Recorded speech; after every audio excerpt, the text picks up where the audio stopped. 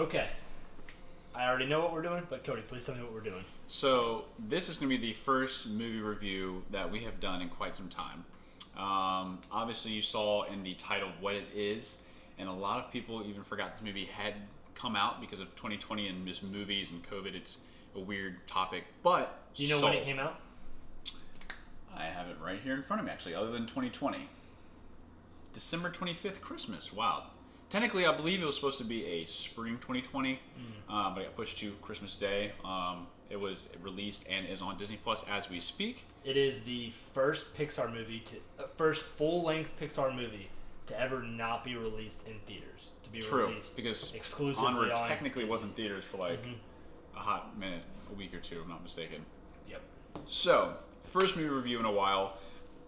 Obviously, this is a big one because it is Pixar.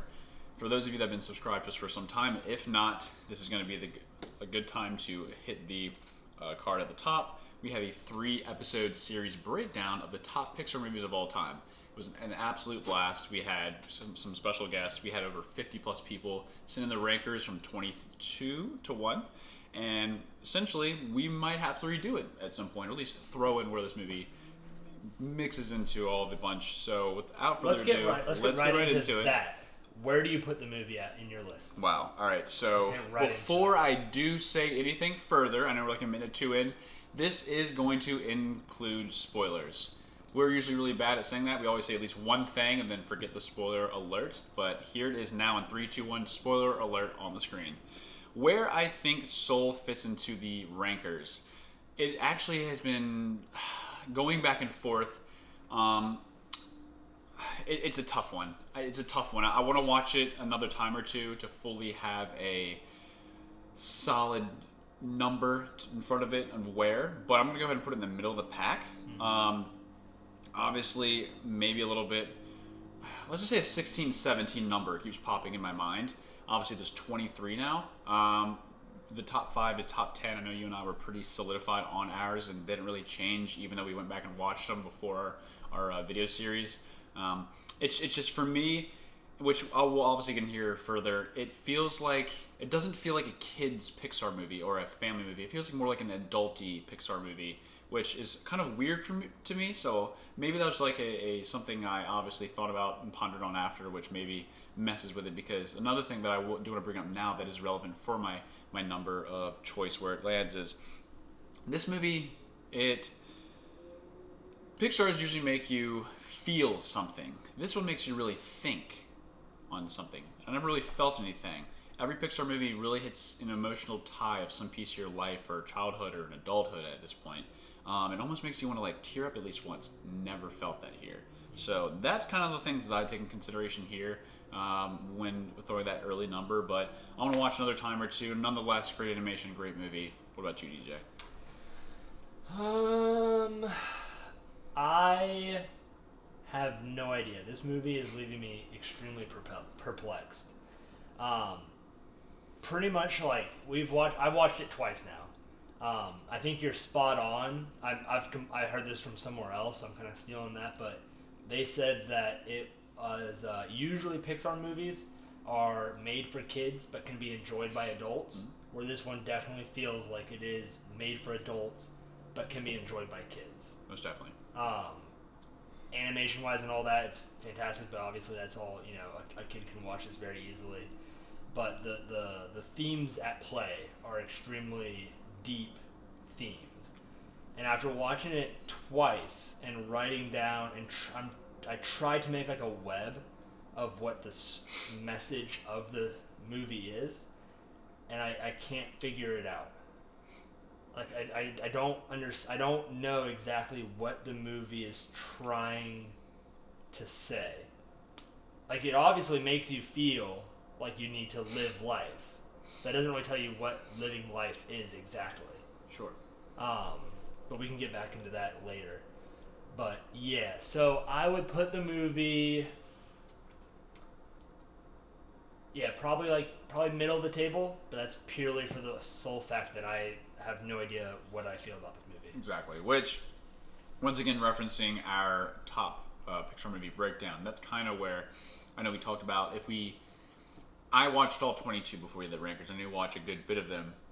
if I didn't know where it was, I just threw it into that like 13 to 17 range, because sometimes each movie has a different feeling that hits more in the emotions category, but then there's some that obviously have like the childhood nostalgia. This one's so unique because it's an adult-like Pixar movie, and it's brand new. You know, I don't know. Let's get right into it. And what is something that you want to bring to the table to start us all off? Well, we'll talk about kind of like the non-story based parts of it first. I just have in my notes, animation's amazing. Like, it's really amazing. Whenever someone's playing playing the piano or playing the guitar, like the animation's legitimately the correct notes. They're pushing the right notes on the piano, and it's being animated correctly, to where if you could watch it and learn how to play the piano by watching his fingers move. Right. And that's mind blowing. That's really amazing. I read that they had taken footage of like famous jazz players, like close up on their hands and all that, and used that to animate his hands moving on the keyboard, so that it's exactly correct, which is mind blowing. And that, like, it has the perfect amount of realism without being too much to mess up with the animation. Like, the animation's just amazing. A standout, I would say, compared to other Pixar movies. Yes. With that being said, I'm gonna kind of fan it into the next point I want to bring up, because I also agree the animation is spot on. It really feels like almost what one would think in modern video game. They actually have, like, real people with the the CGI get up where they but the people were the only thing. The people were the only thing that was like, if you took a freeze frame of any scene, almost the people were the only thing that you could really say were animated.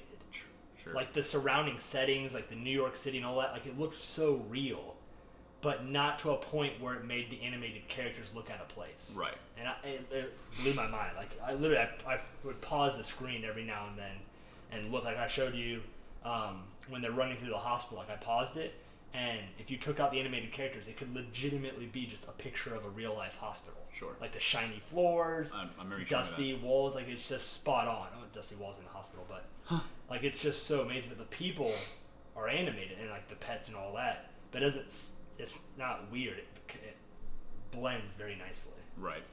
Well, since you covered the animation pretty spot on, and there's not really anything that I think I would add or change, other than you did show that hospital scene, like the hallway, spot on. Yeah. It's anything I would imagine a hospital would look like, from my own point of view, other than obviously animated characters standing in the hallway. The real world, like Earth, is animated to like a realism point. But then the flip side of that is the great before, and everything to deal with like outside of life, and that's animated to the max. Right. Right, where it's like that's like stereotypical like not Disney, Pixar like animation compared to the realism, but you never feel weird jumping back and forth between the two. Right. You know what I mean? Yeah. So with this movie, I remember looking over at you when we were all watching it the first night, that within the first 10 minutes, I literally said that it felt like, not animation by the way, just the nostalgia, the way the approach Pixar took, the storytelling. Animation does go into a little bit, but it literally felt like a mashup of Coco and Inside Out. I think Coco, for instance, it really hits home with like the jazz and African American culture in New York City. That is, after all, the birthplace of jazz by the African American culture back in the 1920s. Compared to us, Coco, clearly he was playing his guitarra and surrounded by the Latin American culture and the Day of the Dead and so on and so forth, which is pretty cool. But I think also just the approach of it, just like the music, so you could argue the animation, but the color. I think the color really brought in this like it felt fuzzy, warm. It did. Mm-hmm. Whereas like same thing with Coco, it felt like kind of deserty, but also kind of pretty, countryside, like with the pueblos and what have you. Whereas in Inside Out, obviously I didn't really get that until he had died and became like the soul, and he escaped the, I guess would be Stairway to Heaven like thing, into the great white abyss. But he got out into the, I don't remember what the place is called, but like kind of like the Microsoft Windows 98 place. Yeah. It reminded me, that whole section of the movie / characters, animation, and it really popped Inside Out, which was really interesting, and just kind of the approach of it and how they were setting it all up by meeting 22, the counselors, was it Jerry? All of it felt very Jerry and Terry. It felt all very Inside Out like, with meeting all the emotions, as well as like the different characters that were a part of who Riley was in Inside Out. When you were just saying that, I don't know. I never thought about it, but there's definitely some kind of a connection in this movie with jazz, to the connection between jazz and the meaning of the movie. You know what I mean? Like, jazz isn't I'm not a jazz professional, but my understanding of jazz is it's not about a set direction, right? Jazz is supposed to be able to go anywhere at any given moment, right? You go based on the feeling of it, right? And that's pretty much what this whole movie is saying, is that life isn't about a set purpose, right? Yeah. It's about going with life, whichever direction it takes you, and just living life to the fullest and being happy with life. Yeah. Which is what jazz is. It's about being happy with the music, whichever way it's taken you, kind of. Just thinking of that. That just popped in my head. That's the only thing that's making sense in this movie. That right. I can piece together and make a concrete idea about. So I'm going to go ahead and throw you a curveball, since I did watch a video or two, and I did kind of think about it a little bit myself prior to watching these videos. Not to say it was in hindsight, but there is a lot of confusion of what the movie is about. You can go through the list of Pixar and you know what each movie is about. I think of Up. You clearly know that it is about, he held, his wife true and dear physically and just emotionally, and then she passes on. He wants to fulfill, this great adventure they wanted to do of the Venezuela waterfall. Whereas here, you have no idea. Other than he died, he's sad, he wants to play jazz with, what's her name? Dorothea? His, the idol. Dorothea Williams. Other than that, he has nothing but the love of jazz, and it's kind of it. Bad relationship with the mother.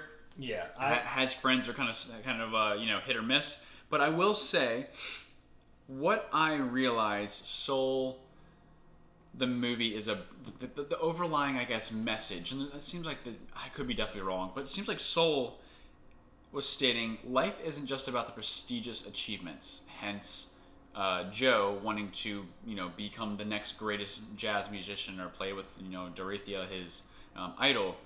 But in reality, just also enjoying the little things in life, which I know is very cliche, but, Pixar's filled with the cliches. But I think what really made me sit back and think is when I was watching some of these breakdowns, I saw the clip of Joe sitting there playing at his piano, right? And he had all the different pieces of that one day he spent with 22. Even though, comically, for those that have seen it, Joe is in the cat's body and 22 is in his body. But nonetheless, each piece was significant. And I'm not mistaken, there are 6 things here. We had the leaf that fell, and when it fell on Joe, aka 22, it's like, what on earth is that thing? It's like a little small green leafy thing. Secondly was the bagel piece. Just a matter of food, the concept of food was strange. Because remember, also segueing at the pizza crust. I remember Joe in the cat body went and got the pizza crust because just kind of cheer up 22 and was like, what is this? And next thing freaks out, oh my gosh, this is amazing. Even though 20 minutes earlier the pizza 22 tried to eat fell out of the back of her ghostly soul. And then each part segueing also another piece of food, lollipop from the barbershop.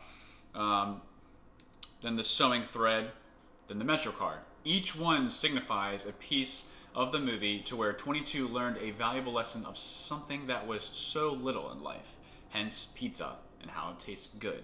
The Metro card, transportation / seeing the homeless man playing the beautiful tune onto guitar, to sewing the thread, fixing the hole in the butt of the pants when they were doing the squats or he was going down to get his hat. Exactly. The leaf, just something as simplistic as a leaf falling from a tree and it being nature. And then the lollipop, something that a kid enjoys after they get a haircut and don't cry in front of their parents. I mean, everything is so simplistic, and 22 had no idea of any of that before, despite being with some of the greatest, Nelson Mandela and all the other folks that we stopped and looked at the tags. I know this is a very long-winded piece, but that I feel like is what Pixar is trying to show, but through Joe's character.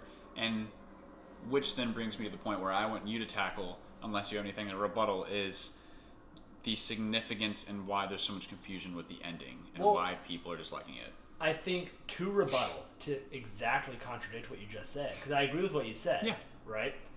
But the movie goes out of its way to highlight the people throughout history who have made all the achievements, who have made all these, big accomplishments in life, right? Everyone that they talk about who's trained or mentored 22, they all have those achievements, right?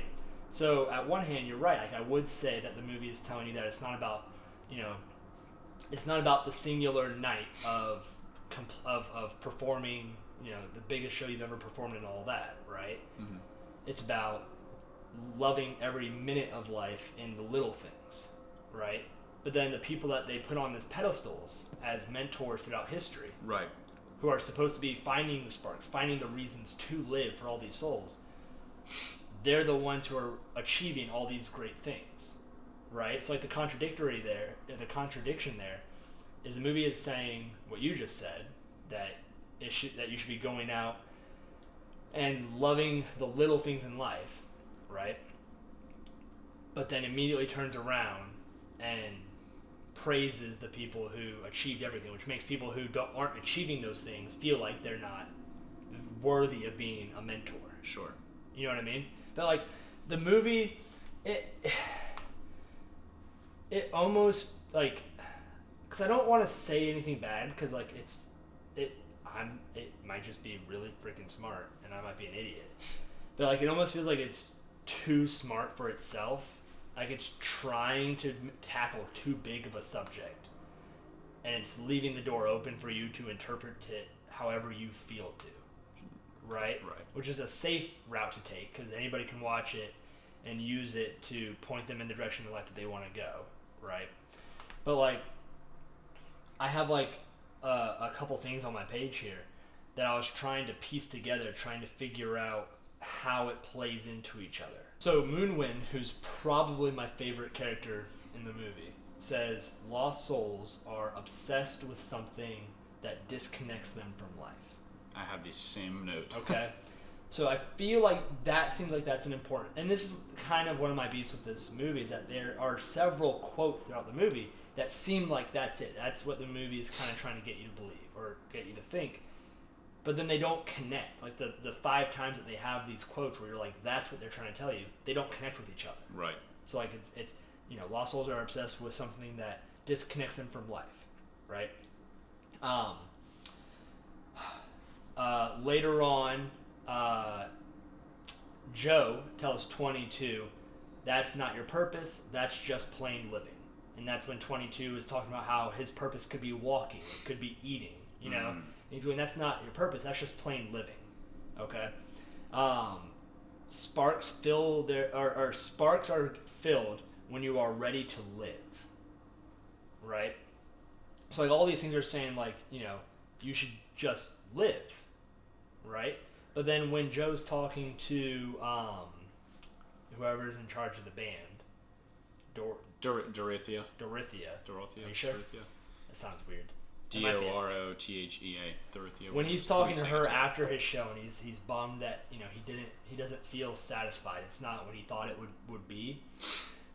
She says this story that I took, like I feel like there's something in the story that should mean something, because it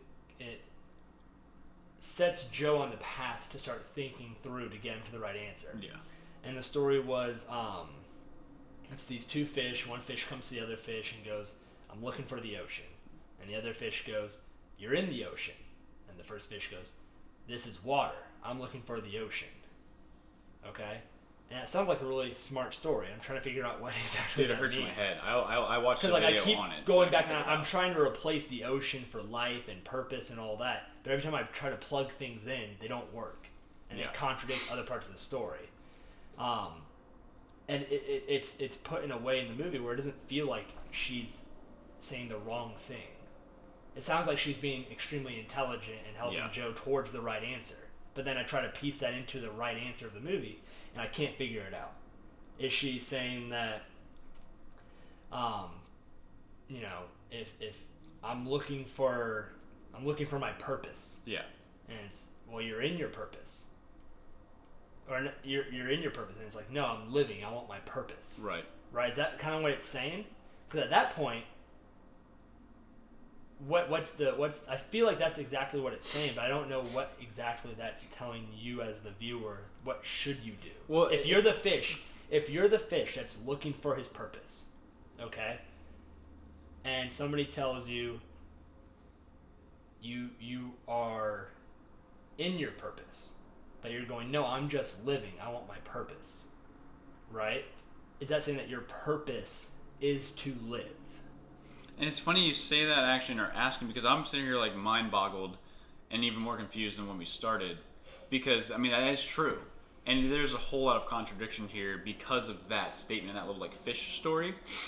As well as when I sit here and think, they're trying to say, or it feels like they're trying to say, that life isn't about the prestigious achievement, it's about just the little things. And like you said, life, just living life, not, you know, as Joe said, you know, to walk or to run or whatever his examples were for 22, but in reality, it's just to live. But that's where that doesn't add up to me, and especially since, and to make this even more confusing, one of the breakdowns that I did watch was with that direct quote that Moon stated, like, a soul becomes lost when an individual gets shut off from the rest of life through an obsession. Mm-hmm. Well, that's when this gent said, was Joe a lost soul before he died? Because all he was obsessed with was just jazz. And then he finally gets the gig, but did he get that spark back? Or is he still just like that lost soul in that like weird dark abyss that I can't remember the name of? I think... Because if that's the case, then why is he telling 22 later? He's kind of contradicting what he was doing before in life. He was obsessing over jazz, but now he's trying to tell 22, no, just live your life. Yeah, well, I think... That's what makes it even more confusing. I think Joe could totally be a lost soul beforehand, before this whole thing happens, okay? Because he's obsessed with jazz, with getting that gig, right? He's obsessed with that word to where he's not living. He's not talking to Linda or whatever her name was, you know. His mother? No. 22, you know, a couple times in the movie says, oh, who's this girl? I'm just going to say Linda, I don't know. Who's this girl, Linda? And he goes, oh, don't worry about her. Oh, and like later on, she's like, you should call Linda. And he goes, I'm too busy. And she goes, what, are you going to wait to die a second time? Right? So, like, he's missing life because he's obsessed with what he thinks is his purpose. Right. Right? So maybe the message of the movie is widen your horizon of what life is about. Right? Like, if you think that your life is about a singular purpose, you're missing the point of life. You know what I mean? And that might be it. But then the thing is we don't really, like, how does Joe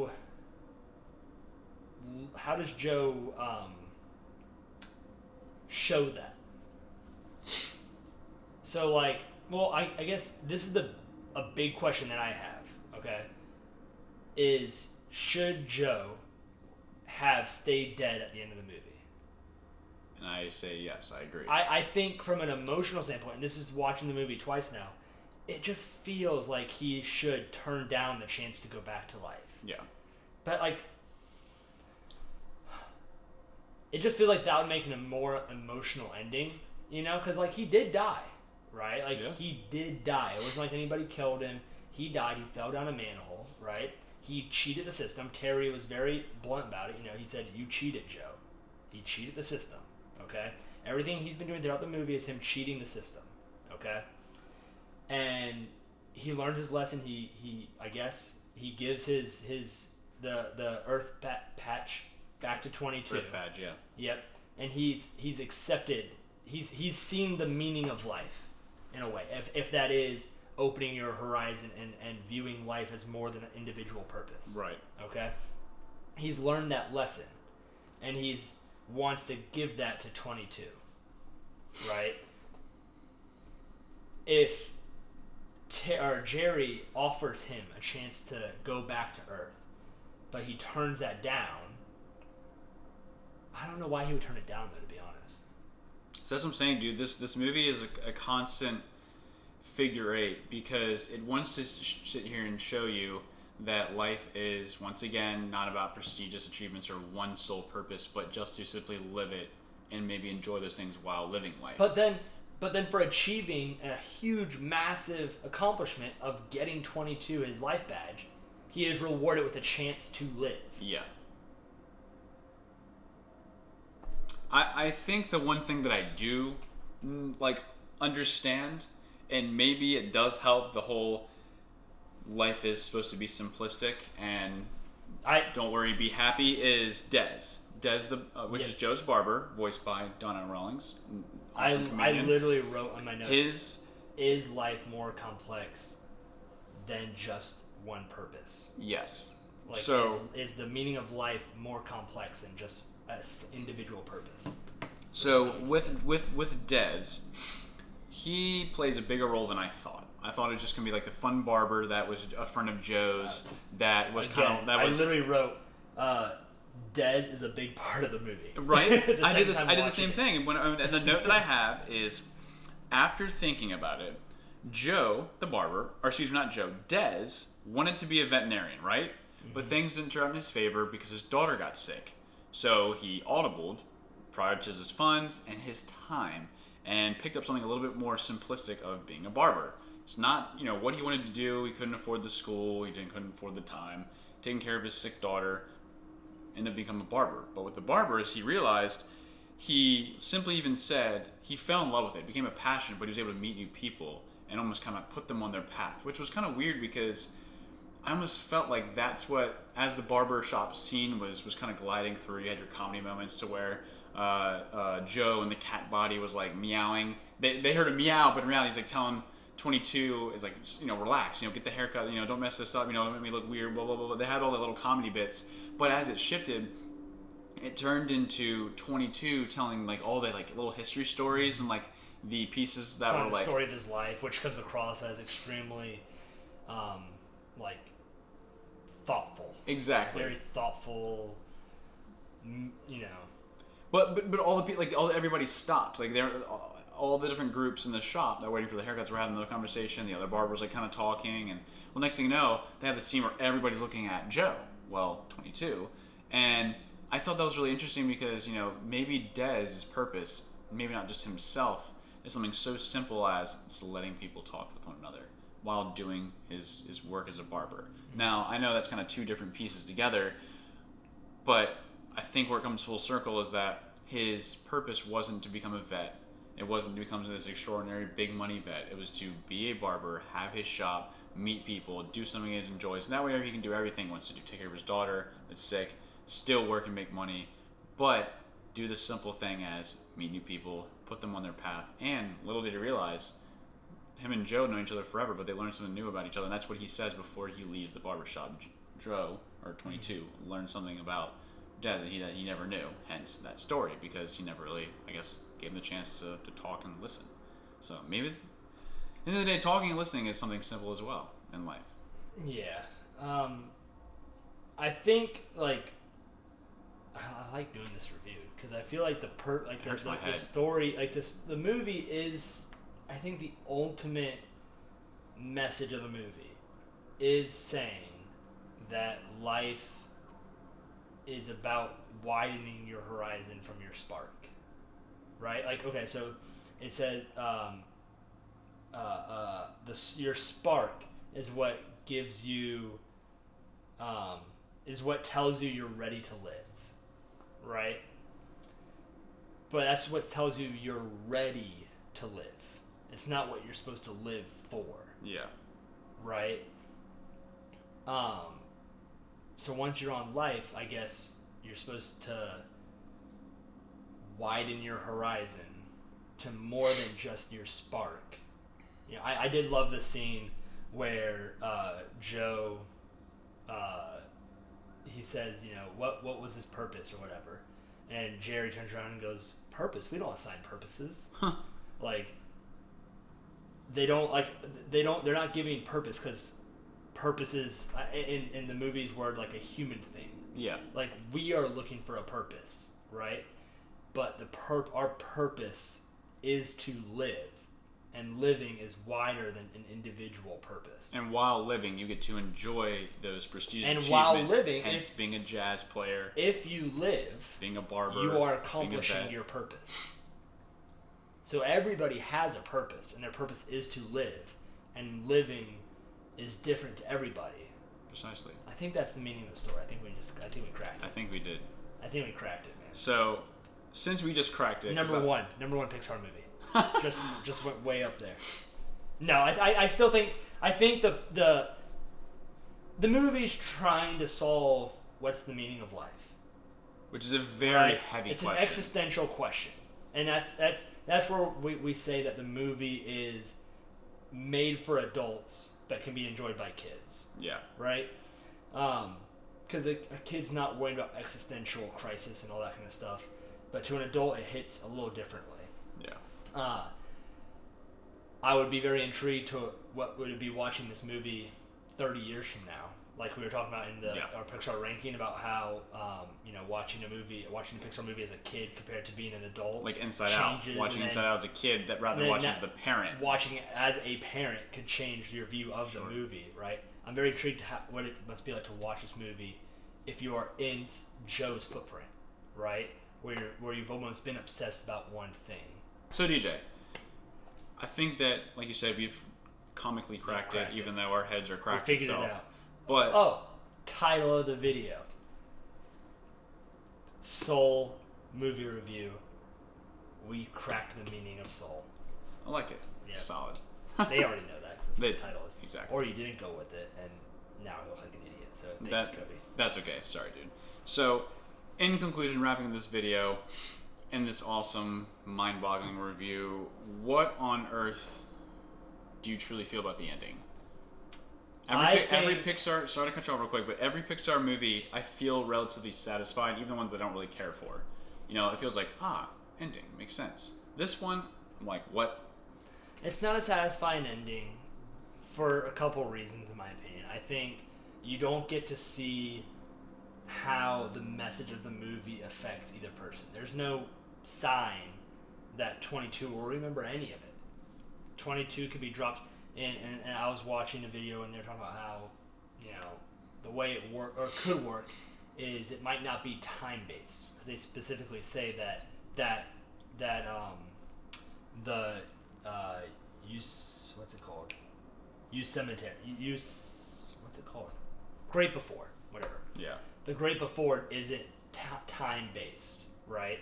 So she could be he construct, whatever, can be dropped in any time throughout history.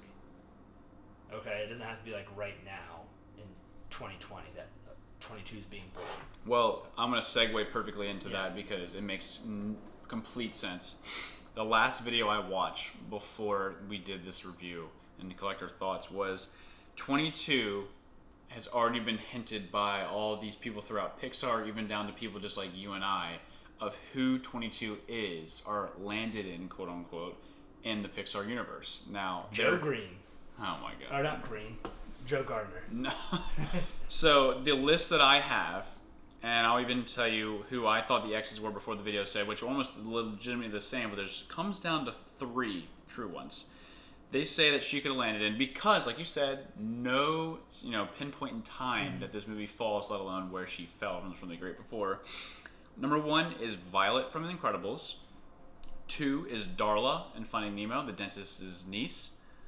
Riley from Inside Out, Bonnie from Toy Story 3 and 4, who Andy gives all the toys to, Molly, Andy's little sister, Ellie from Up, or Boo from Monsters, Inc. Now, without having time to be relative here of who she could have fallen into or become, I'm going to go ahead and rule out Violet, Darla, Bonnie, and Molly. Bonnie suck. You guessed it. No. Molly, we don't really know a large about other than we see her as a baby in the first and second Toy Story. You see a little bit more grown in the third, but you don't know much about her. What's the reasoning for that? Bonnie, what's the reasoning for what? For Molly. Like, what's the evidence behind it? Dude, it wasn't my pick. That's just literally what I don't even think 22 has to be put in a girl. I don't either. Because they're social constructs. I don't either, they don't but exist. Then again, I think it's just because Tina Fey Boyster. Yeah. I guess that was the reasoning behind this breakdown. Because, like I said, this comes from a video that I watched. No Mr. Incredibles? No. I thought it was Mr. Incredible for sure. I was going to say Sully, so. So, my 3 that I narrowed it down to, which, no kidding, the video did as well, and they never said an answer, and I'm still kind of stuck, is Riley from Inside Out, Ellie from Up, and Boo from Monsters, Inc. Now, from 3 to 1, I think Boo is going to be 3 because we don't really know much about her. Are you familiar at all with the Pixar theory? No. 1 second. You can get into that. The reason is because Boo is a little toddler that doesn't really say much other than kitty, and that's really it. Second, I'm gonna go with Ellie. I think the reason why my guess is Riley from Inside Out is because that's who we know the most from literally traveling through her, the emotion balls and all that, what have you, through that movie. That's my pick, just because I'm going off on a whim here. I just wanted to pick an answer, but then again, like you said, it doesn't have to be a girl. But it almost makes the most sense since we already know so much about Riley and her past, is like all those little memories, and she was a hockey player and her emotions and never fought with her dad, and all that was so confusing but interesting at the same time. But that's who I'm gonna go with, just for the sole fact of knowing, so much about Riley already, and the lack of know of Ellie, Boo, and all the rest. Do you have a pick? I would say Boo. Would you? Yeah. What's your reasoning? After this video, we'll talk about the Pixar theory, and it might change your answer. Okay, that's fine. That's totally fine. If you want to know about the Pixar theory, just look that up on YouTube. Now, Boo wanted. Pretty mind blowing. It pretty much says that all the Pixar movies exist together with one universe and one cohesive timeline. Yeah. That links them all together, and Boo is influential in the entire thing. Like, she is the part that holds it all together. Interesting. Well, the only thing that was confusing, which the guy that did the video was honestly kind of annoying because his timeline was very far off, because he tried to say that Monsters Inc. was the last collection, but I'm like, how? I thought WALL-E technically was, but that's an argument for another video, I guess. So I wanted Boo to be it, as Monsters Inc. is my number 2 for those that have seen the video of our Pixar rankings, and how much I would love for that to be her. But I think that it just made the most sense as Riley. Ellie also would be really cool. But then again, we only know her from the little scene when her and Mr. Fredrickson meet as kids in the house in The Great Adventure. But I don't know. Maybe we can change my mind with the Pixar theory. I think it's Mr. Incredible. Dude, you just love Incredibles too much. Of course you're going to pick him. Frozone. Frozen, you sound different there, mate. So, right. And wrapping up. Soul, confusing, hurts my head. I think we cracked it. I feel pretty good about it now. I'm gonna have to go back and watch it another few times and wait a couple years and see how it sits in. Maybe try to find our purpose. Figure out what our spark is. I think we will definitely. Find out what our inspiration is, reason to live. Maybe our spark is yet to come. We haven't even hit it yet. Even though we're mid-20s, we haven't found our spark yet. Yeah. Little do we know. Yeah. What's your spark? It's probably to like and comment on this video. Your purpose in life is to subscribe to our channel. And we'll close out there. We're going to go watch the Pixar theory video now. Yes. But with that being said, as always, like and comment on this video. Subscribe if you already don't. I can't speak. My mind is just so wrapped up and blown from this movie. Go like and subscribe. Comment below. Let us know what you think about Soul in general. Do you have any big insights from this movie that you want to add? If not, and your head hurts like ours, I don't blame you. But, DJ? Bye.